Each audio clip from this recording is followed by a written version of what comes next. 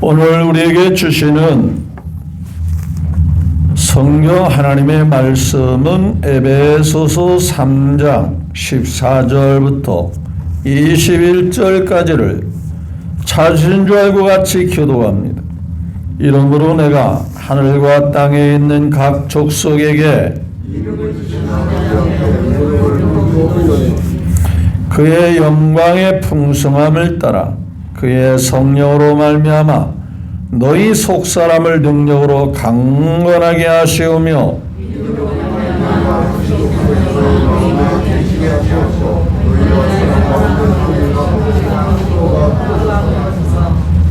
능히 모든 성도와 함께 지식에 넘치는 그리스도의 사랑을 알고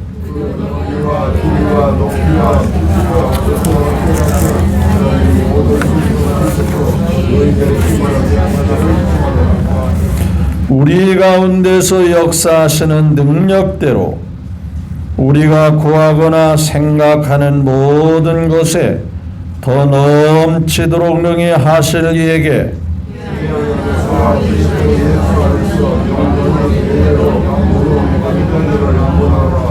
아멘. 네, 14절부터 21절까지의 말씀을 함께 교독하였습니다. 주신 말씀을 통해서 속사람을 더욱 강건하게 하옵소서라는 주제로 함께 은혜를 나누기를 원합니다. 먼저 예배를 받으시고 이날을 정하시고 우리로 하여금 예배케 하시는 하나님께 영광을 올려드립니다. 또한 하나님은 에덴 동산의 아담과 하에게 복 주시기를 원하신 것 같이 은혜 주시기를 원하고 사랑을 베풀어 주시기를 원하고 승리하게 하시기를 원하십니다. 그분의 사랑과 복이 또다시 여러분에게 넘치게 되시기를 한 분 한 분에게 임하시기를 거듭 축복합니다. 인사 나눴으면 좋겠습니다. 예수님의 이름으로 사랑하고 존경하고 승리하십시오. 옆 사람과 인사 나눕니다.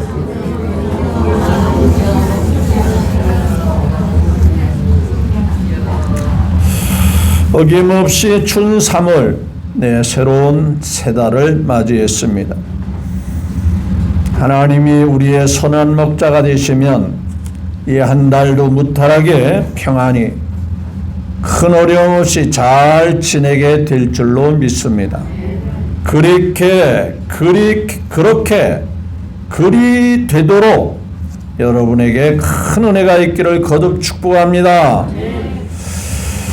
중국은 대륙이라고 하지 워낙 땅덩이가 커서 그런지요. 그래서 그런지 동부 지역에 가면 대나무가 얼마나 큰지 그 지름이 한 10cm 이상 될 정도로 대나무가 굉장히 큰데요.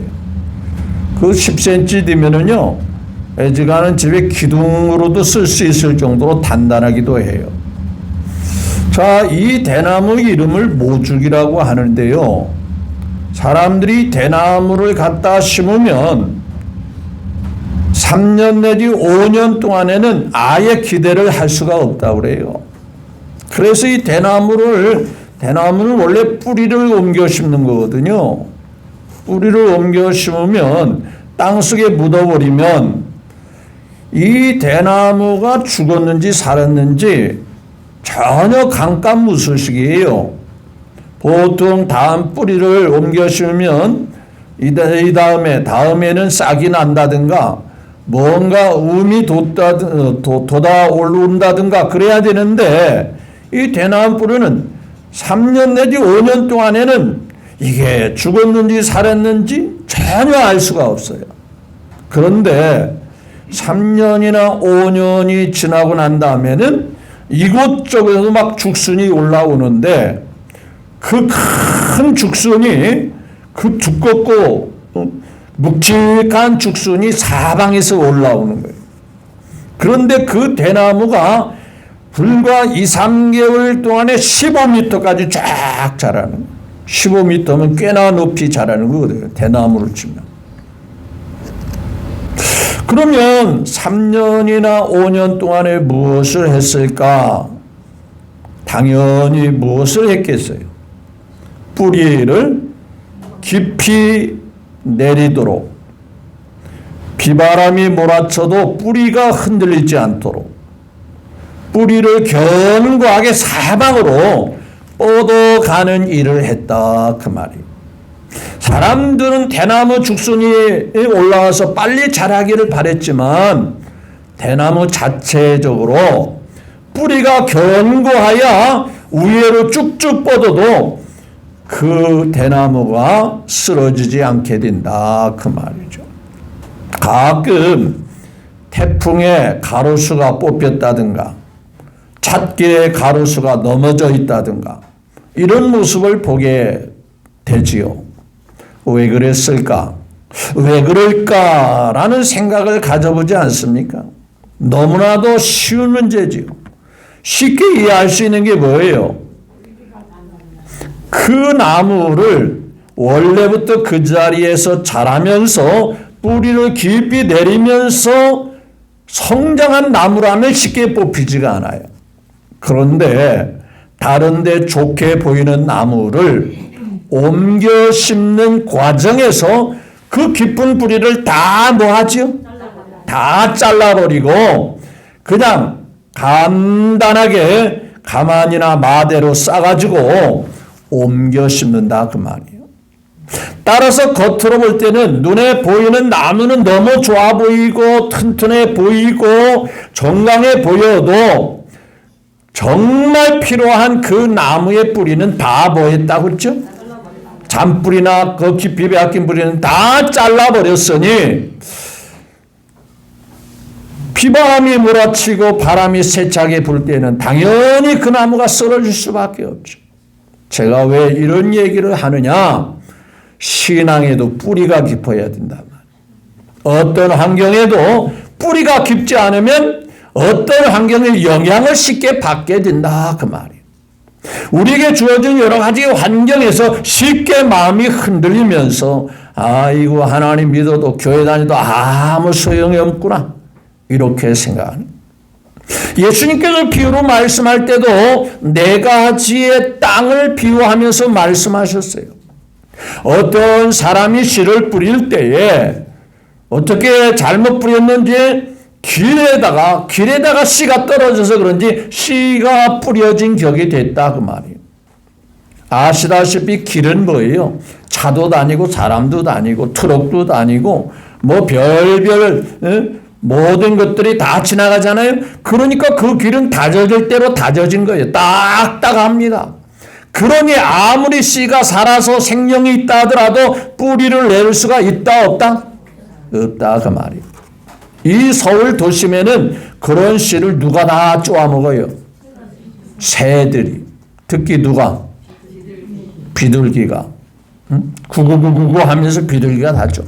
그러니 그 씨가 자랄 스톡이 없지요. 당연한 이치지요. 근데 어떤 씨는 어디에 뿌렸는가 봤더니 얕은 밑에는 돌이 쫙 깔려 있는데 흙이 깊지를 않아요. 그래서 씨를 거기다 어떻게 뿌려줬는지 뿌려줬어요. 근데 보니까 며칠 후에 혹은 1주, 2주 지났는데 싹이 올라오기 시작. 아, 자라기는 잘하네. 그랬더니 얼마쯤 자라다가 앞서 말한 같이 비바람이 싹 지나가니까 그것이 시들어지고 죽었어요. 왜 그런가 봤더니 흙이 얇아요. 그러니까 뿌리를 깊이 내리지 못하고 그 밑에는 바위 덩어리가 버티고 있어가지고 더 이상 깊이 뿌리를 내릴 수가 없어요. 신앙의 모습이 이런 형태의 사람도 있다 그 얘기하고 있는 거죠.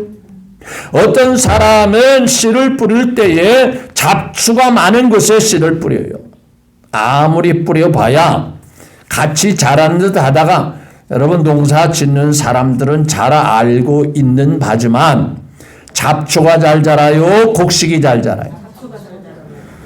여러분 잡초는요 걸음 안 줘도 너무 잘 자라요. 근데 곡식은 걸음을 주고 가꿔도 잘 안 자라요. 제가 어렸을 때 부모님 도와가지고 농사일을 좀 거둘 때가 있는데 밭에 그 새비듬이라고 하는 그런 잡초가 있어요. 지금은 그게 상당히 몸에 좋다는 그러한 소문이 돌기도 합니다. 새비듬. 이 새비듬이 얼마나 잘 자라는지요. 아침에 이제 밭고랑에 새비듬을 뽑아놓고 오후쯤 가면은요, 뽑아놓은 새비듬이 또 다시 살아있어요. 생존력이 얼마나 강한지. 여러분, 그렇게 해서 잡초가 제거되지 않으면 곡식이 자랄 떡이 없어요. 성경은 이렇게 말합니다. 사람들의 마음속에 온갖 생각이, 잡다한 생각이 많은 사람들은 그 속사람이 지장을 받아서 마치 곡식이 자라지 못하듯이 신앙생활을 제대로 할 수가 없다. 그렇게 말합니다. 그런데 정말 하나님을 향하여 좋은 땅에 뿌려진 잡초도 없죠. 뿌리도 깊이 내릴 수도 있죠. 비바람이 몰아쳐도 끄떡 없는 좋은 땅, 옥토와 같은 땅, 좋은 마음, 좋은 생각, 좋은 자세와 태도를 가지고 신앙생활 사람은 속사람이 강해서 하나님을 잘 믿고 섬기는 그런 결과를 가져오게 되는데 30배, 60배, 100배의 결실을 얻게 되느니라. 이거 제 말이 아니라 성경 예수님이 직접 말씀하신 거예요. 귀엽게 자란 딸내미가, 고생 않고 자란 딸내미가 시집을 갔어요. 시집가고 한 6개월 만에 친정으로 돌아왔어요. 왜 왔니? 그랬더니 시집살이 힘들어서 못하겠어요. 고생을 안 했으니, 힘든 일을 안 했으니 그럴 수밖에 없죠. 그래도 엄마는 시집간 딸을 그냥 받아줘야 돼요? 다시 가라고 해야 돼요? 야, 요즘 같으면 그래, 그렇게 힘든 시집살이면 가지 마라 그러겠지만은 옛날에는 야, 한 번 간 딸은 그 집 뭐가 되라? 왜 귀신이 돼? 천사가 돼야지. 그 딸애를 위해서 그 지혜로운 친정 어머니가 냄비 3개를 준비해 놓고, 요즘 같으면은 그 화덕에다가 냄비 3개에다가 무엇을 넣냐? 당근을 집어넣고, 하나의 냄비에는 계란을 집어넣고, 하나의 냄비는 커피를 집어넣습니다. 팔팔 끓였습니다. 그리고 난 다음에 딸에게 물었어요. 야, 이 새 냄비에 무엇이 보이느냐? 단단한 당근이 펄펄 끓는 물에 어떻게 됐어요? 익어가지고 흐물흐물하게 됐어요. 그런데 거꾸로 계란은, 부드러운 계란이 끓이니까 어떻게 됐어요? 단단하게 됐어요. 그렇죠? 응? 툭 깨지면은 액체로 흘러나오는 그 계란이 끓이니까 단단하게 됐어요. 세 번째 냄비에는 커피는 없어지고 뭐예요? 녹아지면서 은은한 커피 향이 방한 진동을 하게 돼요. 야, 이 새 냄비에 네 모습이 어떤 모습이 되고 싶냐? 이 엄마는 세 번째 커피가 녹아져서 그 집안의 향기를 내듯이, 네가 그 집안이 힘들고 어렵지만 잘 이기면 커피 향이 나듯이 향기 나는, 야, 우리 며느리 잘 얻었다. 좋은 딸내미를 주셔서 우리 가문이 빛이 나게 되었다. 그런 소리를 듣게 해야 되지 않겠느니? 그래서 그 친정어머니가 딸을 돌려보냈다는 얘기가 있어요. 그렇습니다. 우리의 삶이 힘들고 어려울 수 있어요. 그렇지만 속사람이 강하면, 우리의 믿음이 강하면 어떤 상황에도 잘 극복하며 나갈 수 있음을 믿으시면 아멘. 자, 오늘 본문 말씀에 에베소 교회를 향하여 사도 바울이 기도하는 내용이 기록이 되어 있어요. 자, 사도 바울이 요즘으로 말하면 목사님이 성도들을 향하여 기도해 줬다는 얘기거든요. 좀 더 해석을 붙이면 축복의 기도를 했다는 거예요. 그러면 사람들이 관심이 뭐예요? 아, 우리 목사님이 기도할 때, 축복 기도를 할 때 세상에서 잘 되고 출세하고 성공하고 돈도 잘 벌고 잘 살게 하고, 그러한 기도를 하기를 원할까요? 아니면 어떤 기도를 원할까요?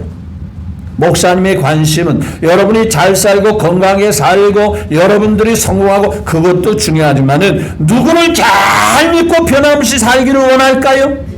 그 일을 위해서 늘 강단에 서는 거 아니에요? 늘 말씀을 준비하는 거 아니에요? 왜? 그것이 여러분에게 가장 귀하고 좋은 거니까요.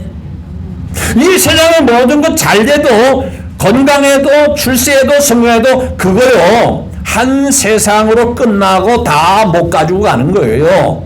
그러나 믿음은 금보다 귀한 믿음은 참보배 되도다. 이 믿음만이 그래서 하나님을 기쁘게 하는 것이 믿음이라고 그랬잖아요. 옛날 선지자 에녹이 300년 동안 하나님과 동행한 믿음으로 동행했더니 하나님이 얼마나 기뻐했는지 그를 살아있는 채로 천국에 데려갔다 이렇게 말하지요. 그래서 우리가 찬송하 부를 때 옛날 선지 에녹같이 우리들도 천국에 들려 올라갈 때까지 주와 같이 걷겠네 그렇게 찬송하지요. 맞죠? 그래서 하나님이 기쁘게 하는 게 무엇일까? 믿음으로 하나님을 바라보고 살아가는 것, 그것을 하나님이 귀하게 여기십니다. 왜 그런가? 왜 에베소 교회에서 기도할 때 대략 한 6가지로 기도하는데 왜 사도 바울은 이 교회를 위해서 기도할 때 그런 기도를 했을까? 미리 짐작하건대 바울은 알고 있었어요. 언젠가는 이 믿음이 뜨거웠던 에베소 교회가, 사랑이 충만했던 에베소 교회가 그 사랑이 식어지고 믿음이 식어지고 약해지는 것을 알고 있었어요. 그래서 미리 그렇게 기도했던 거예요. 어떻게 알았냐고요? 요한계시록을 가보십시오. 2장 1절에 에베소 교회에 편지하기를 이렇게 말하면서 우리 주님께서 에베소 교회를 진단할 때 무엇에 대하여 안타까워 여기셨죠? 첫사랑을 잃어버렸다. 그렇게 주님을 위해서 변함없이 뜨거운 마음으로 주님에 대한 간절한 사랑으로 정말 열일을 제쳐놓고 주님 사랑하는 마음으로 섬겼던 그 에베소 교회가 형식만 남았어요. 신앙의 뼈대만 남아있어요.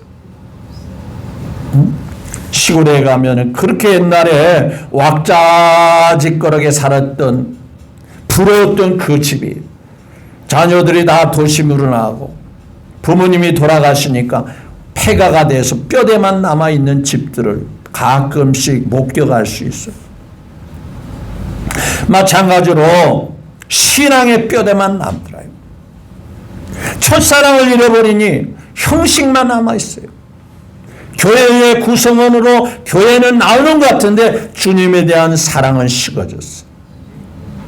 쉽게 이해를 돕기 위해서 말한다면 결혼을 정말 사랑해서 남녀간에 정말 끝까지 팥뿌리가 되기까지 검은 머리 팥뿌리까지 사랑한다고 해서 약속을 받아내고 결혼했는데 할 수 없이 마지못해서 사는 부부가 있다면 형식적인 삶이죠.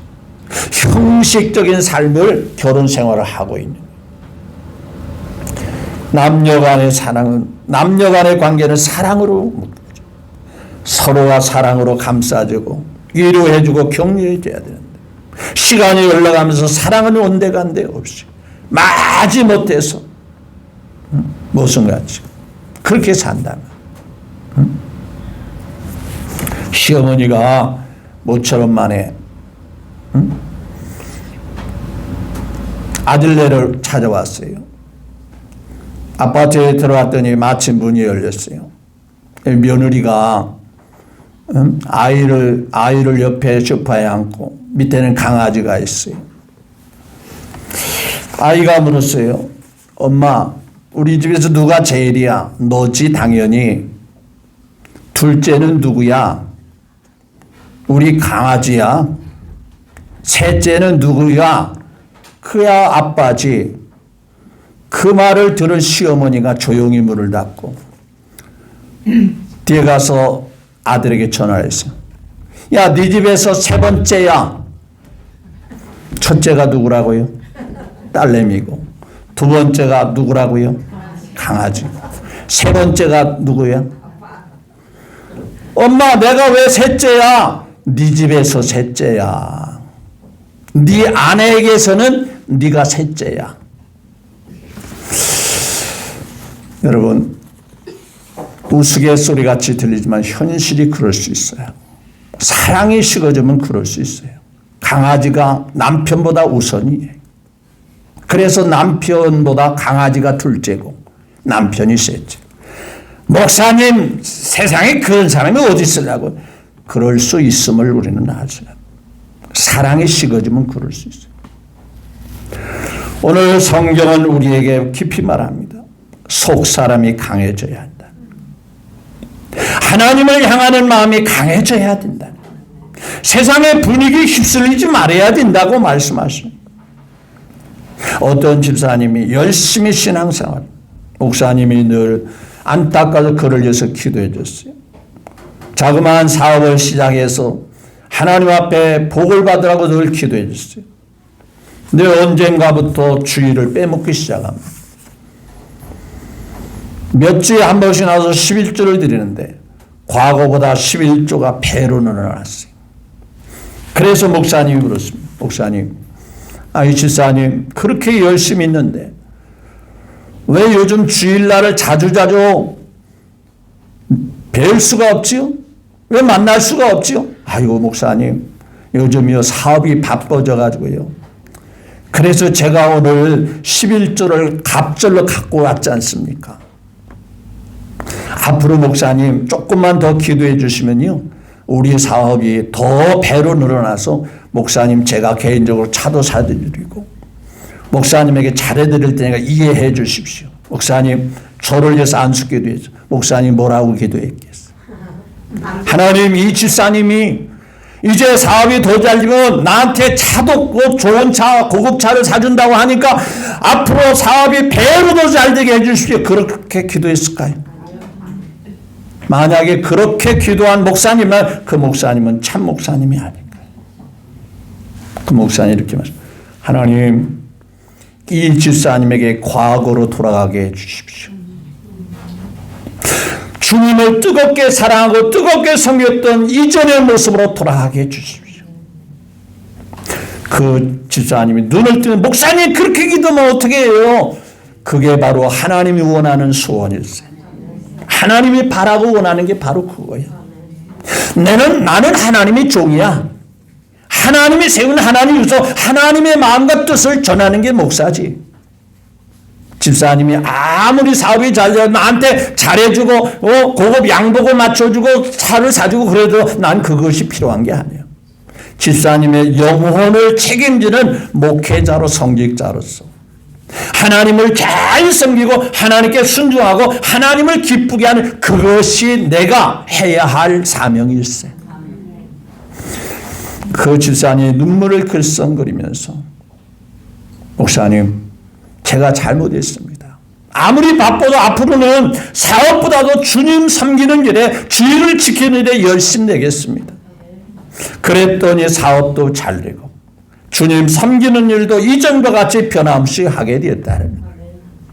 중요한 것은 하나님이 기뻐하는 이 속사람, 요즘의 현대인을 겉사람의 건강을 챙기는 데에는 상당히 예민하지요.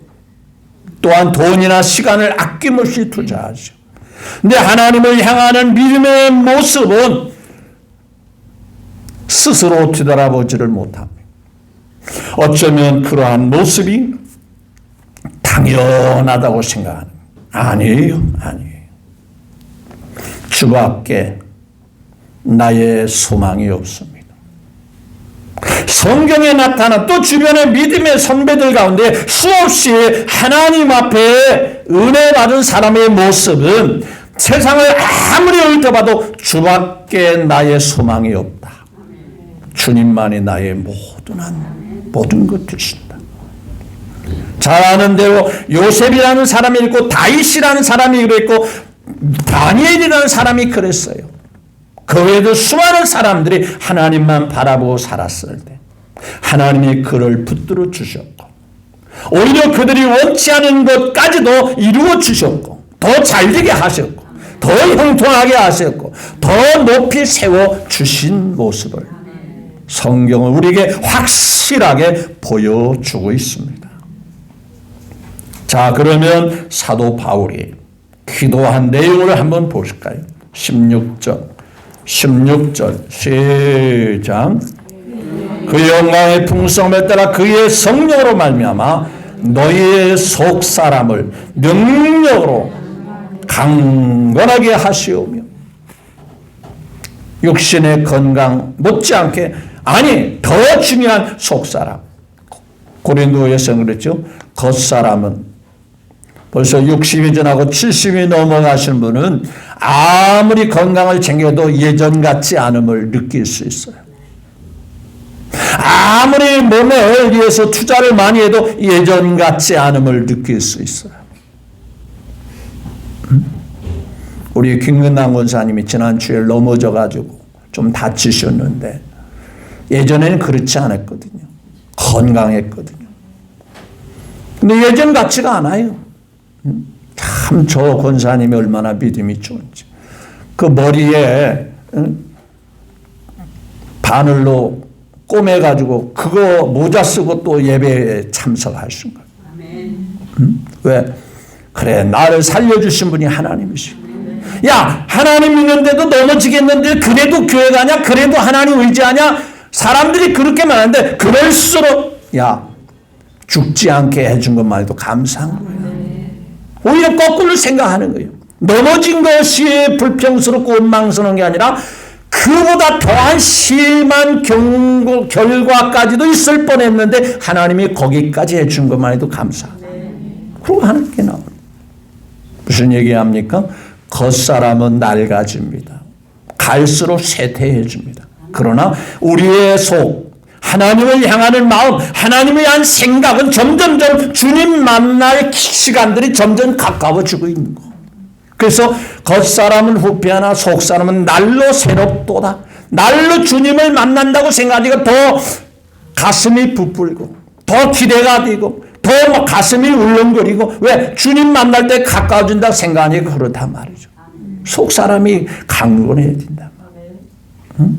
우리 겉사람 잘 챙기는 거 못지않게 정말 내가 하나님 사랑하는 사람 맞나? 하나님을 제 1등으로 여기는 그런 마음이 있는가, 맞는가? 스스로를 늘 뒤돌아보셔야 합니다. 두 번째로는, 자, 17절에 시작. 믿음으로 말미암아 그리스도께서 너희 마음에 계시게 하고 너희가 사랑 가운데 뿌리가 깊이 그리스도께서 어디에 계시게 해야 돼요? 마음, 여러분의 마음 중심에 계시도록 기도합니다. 주님, 물어봅니다. 물고기가 물을 벗어나면 살 수 있죠? 나무가 흙을 벗어나면 살 수 있죠? 못 사는. 우리 인생들은요, 주님을 떠나서는 그 기능이 행복할 수가 없어요. 그래서 그리스도가 우리의 마음에 늘 계시도록, 한마디로 말해서 나의 삶의 주님을 주인으로 모시고 살아라. 내가 주인이 아니란 말이죠. 예전에 제가 어렸을 때 시골에도 머슴이라는 제도가 있어요. 조금 여유 있는 집안에는 가족들이 다 일을 못하니까 머슴이라는 일꾼을 둡니다. 1년 동안 계약을 맺어가지고 머슴을 두는데, 이분의 역할은 뭐예요? 주인을 대신해서 일을 하는 역할을 하지요. 굳은 일부터 시작해서 논반 일을 다 책임져서 일을 1년 동안에 감당하는 역할을 합니다. 근데 그보다 더 잘하는 것은요, 항상 주인님에게 물어보고 보고를 잘하는 거예요.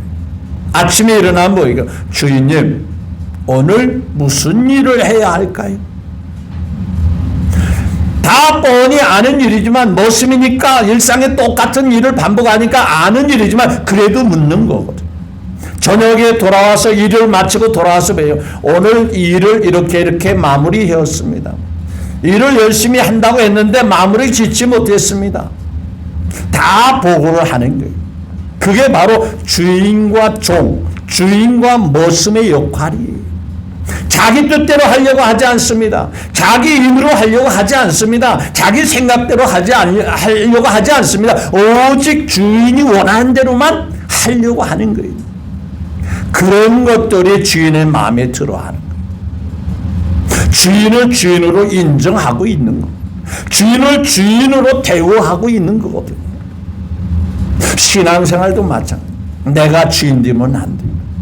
내가 뭔데? 연약하고 부족한 내가 주인 노릇해가지고 내 인생에 잘 되겠어요? 능력이 많으신 주님이 주인 돼야 모든 것이 형통함이 있지 않겠어요? 나의 갈 길 다가도록 누가 인도해?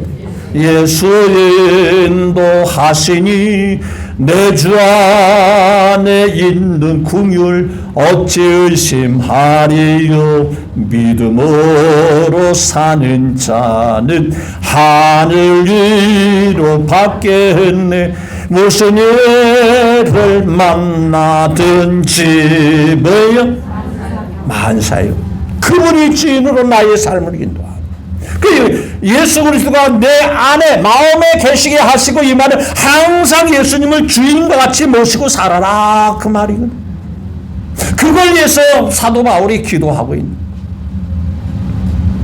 아쉬울 때 필요할 때만 주일날만 썬데이 크리스찬이라는 소리만 들을 정도로, 그 정도로 예수님과 관계를 맺고 사는 게 아니고 일상생활 속에서, 여러분, 요셉이라는 사람이 그 어떤 환경에서도 진실하고 착하게 바르게 살 수 있었던 것은 항상 누가 함께 있다는 믿음, 하나님이 함께 있다는 믿음 때문에, 항상 자기와 동행하고 있는 하나님 때문에 그의 삶은 빗나가지 않았어. 곁길로 나가지를 않아. 내 마음에 주님이 항상 계신다라. 우리의 신앙은 반듯할 수밖에 없어. 세 번째, 그리스도의 사랑 가운데 뭐가 박히라고 그랬죠? 너희 사랑 가운데 뭐가 박히고? 너희가 사랑 가운데서 뿌리가 깊이 박히고 터가 뭐예요? 굳어져서. 그 뒤에는 그 사랑에 대하여 19절은 이렇게 말합니다. 그 사랑의 뭐가? 넓이와 길이와 높이와 깊이가 어떠함을 깨달아. 그렇죠. 여러분, 하나님의 사랑이 어느 정도 된다고 생각합니다. 하나님의 사랑이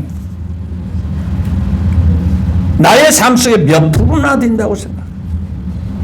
몇 프로라고 하는 그 말 자체가 우리는 부끄러운 거예요. 사랑의 모든 게 다 전부가 바로 하나님의 사랑. 그 크신 하나님의 사랑 말로 다 형용 못하네. 나 같은 죄인 살리신 그네 놀라워. 믿으시면 아멘. 애들에게 말합니다. 야, 엄마 얼마만큼 사랑하게? 이만큼. 엄마가 너를 얼마만큼 사랑하는지 너 알아? 요만큼. 아니 그거밖에 안 돼? 요만큼. 하나님의 사랑이 넓이가 얼만큼 되겠어? 무한한 사랑이에요. 믿으시면 아멘. 그 사랑의 길이는 얼마나 될까? 길이가 한 1000m 정도 될까? 2000m? 2km. 무한한 겁니다. 영생 복락 멸류관 확실히 받겠네. 그러니까 영원토록, 영생토록, 영원토록 그 사랑이 이어져 가는 거예요. 그래서 그래서 그 사랑은 무한한 거. 사랑의 높이는 얼마나? 높이를 잴 수 있을까요? 우리가 살고 있는 이 하늘 높이를 잴 수 있을까요? 하나님의 사랑의 높이도 잴 수가 없어요. 표현할 수가 없어요. 그 깊이는 얼마나 돼요? 무한한 것입니다. 측량할 수 없는 거예요. 그걸 알면, 그 사랑을 알면 우리가 한눈 팔 수가 없어요. 신앙의 소홀이 되어질 수가 없는 거예요. 에베소교는 이 사랑을 잃어버렸기 때문에 첫사랑을 잃어버린 상태에서 형식만 남게 되는 거예요. 여러분, 신앙은요, 그리스도의 사랑을 맛본 사람만이, 음식도 먹어본 사람만. 여러분, 식당에 가면은 좋은 메뉴판에 여러 가지 메뉴판에 뭐 써 있잖아요. 여러분, 그것을 글자로 봤다고 해서, 메뉴판을 봤다고 해서 다 배부른 거 아니죠. 어떻게 해야 돼요? 그 하나하나를 먹어봐야 맛을 아는 거예요. 성경에 이렇고 저렇고 말했다 해서 그걸 지식으로 머릿속으로 안다 해서 그 사랑이 느껴지는 거 아니에요. 정말 하나님의 사랑이 내가 체험되어질 때, 야, 이 사랑이 이렇게 좋구나, 이렇게 귀하구나. 그래서 신앙은요, 체험과 경험이 수반돼야 돼요. 그렇지 않으면요, 그분이 살아계시되 반드시 경험될 수밖에 없어요. 체험될 수밖에 없어요. 사랑의 넓이, 길이, 높이, 깊이, 무한한 거죠. 그 사랑을 알고 뿌리를 좀 깊이. 야, 그 사랑이 너에게 임하고 있는데, 지금도 임하는 중에 있는데, 그 뿌리가 깊이 박히지 않을 수가 있겠느냐? 흔들릴 수가 있겠느냐? 절대 그렇지 않아요. 어떤 사람은 펄펄 끓는 가마속에 네가 예수 안 믿으면 살려주고, 네가 예수님을 끝까지 믿는다면 펄펄 끓는 기름 가마 속에 너를 산채로 집어넣겠다. 뭐라고 대답한 줄 아세요? 하나님의 사랑에 내가 평생토록 그 사랑 안에 살게 하셨는데, 나를 버리지 않고 나를 지켜주면서 그 사랑 가운데 살게 해줬는데, 어떻게 그러한 사랑을 내가 배신할 수 있겠습니까? 차라리 죽는 길을 선택하겠습니다. 그럴 때 오히려 그가 진짜 예수 믿는 사람이라고 그를 살려줬다는 일화가 있어요. 믿는 척하는 사람은 오히려 가짜라고 해서 그들은 죽임을 당했지만, 진짜로 참 믿음을 가진 사람의 고백을, 내가 돌아다니면서 진짜 예수 믿는 사람을 처음 만났다, 그러면서 오히려 살려주었다는 얘기가 있어요. 하나님의 사랑 속에 뿌리가 견고해지고, 우리 평안교회 식구가 다 그렇게 되기를 예수님의 이름으로 축복합니다. 지식을 겸비한 사랑을 갖게 하옵소서. 여기 18절에 보니까 모든 성도와 함께 뭐예요? 지식에 넘치는 무슨 사랑? 그리스도의 사랑. 막연한 사랑이 아닙니다. 십자가에 죽으신 이 진리의 말씀을 알고 사랑한다면 세상에 쓸모없는 나를 위해서, 나를 천국에서 영생토록 살게 하기 위하여, 나의 그 더럽고 추한 죄를 해결하기 위해서 하나밖에 없는 독생자 예수님이 그 추한 이 세상에 오셔서 그토록 고생하고 멸시천대를 받으면서도 끝까지 포기하지 않고 나를 위해서 대신 주신 그 사랑을 내가 알고 있다면, 그것은 지식에 근거한, 하나님의 말씀의 지식에 근거한 사랑을 알게 되는 거예요. 아이고, 하나님이 사랑한다니까 그냥 사랑하는가 보다, 그런 막연한 사랑 아닙니다. 지식에 근거한 사랑은 말씀에 근거한, 예수님께서 왜 우리를 사랑했는지, 어떻게 사랑했는지, 사랑의 결과가 무엇인지를 정확하게 알게 하는 이런 사랑, 이런 지식에 근거한 사랑, 그러한 사랑만이 이단 사이비에 넘어가지 않습니다. 주님이 나를 위해서 이처럼 사랑하셨는데, 주님이 나를 대신해서 죽으시기까지 사랑했는데, 내가 어떻게 이 사랑을 소홀히 할 수가 있습니까? 지식의 교만 사랑을 알게 해주시고 또 하나님의 모든 충만으로 충만하게 하옵소서. 자 19절 시작. 그 너비와 길이와 높이와 길이가 어떠함을 깨달아 하나님의 모든 충만한 것으로 너희에게 뭐 하기를 원하라? 세상 것으로 충만한 것이 아니라 하나님의 온갖 은혜로 충만하고 사랑으로 충만하고 기쁨으로 충만하고 그분이 주시는 행복으로 충만하고 하나님이 주신 것으로 충만, 믿음 충만, 기쁨 충만, 소망 충만, 감사 충만, 하나님이 주시는 그 고급스러운 귀한 것으로 충만하기로. 그리고 먹든지 마시든지 마지막으로는 세세토록 하나님께만 영광 돌리라. 20절 시작. 우리 가운데 역사하시는 능력대로 우리가 구하나 생각하는 게 넘치시 능히 하실 얘기 교회 안에서와 그리스도 예수 영광이 대대로 뭐라 했죠? 영원무궁하기로. 우리로 하여금 하나님께 영광 돌리는 삶을 살게 달고 기도하는 여러분들이 신앙생활을 아름답게 잘하시면 사람들은 야 아무개가 교회 다니더니 아무개가 하나님 믿더니 너무 보기 좋고 정말 본받을 점 많고 존경스럽다 이런 말을 들으면 누가 영광을 받으실까요? 쉽게 말하면 자식이 잘 되면 누가 칭찬 들어요?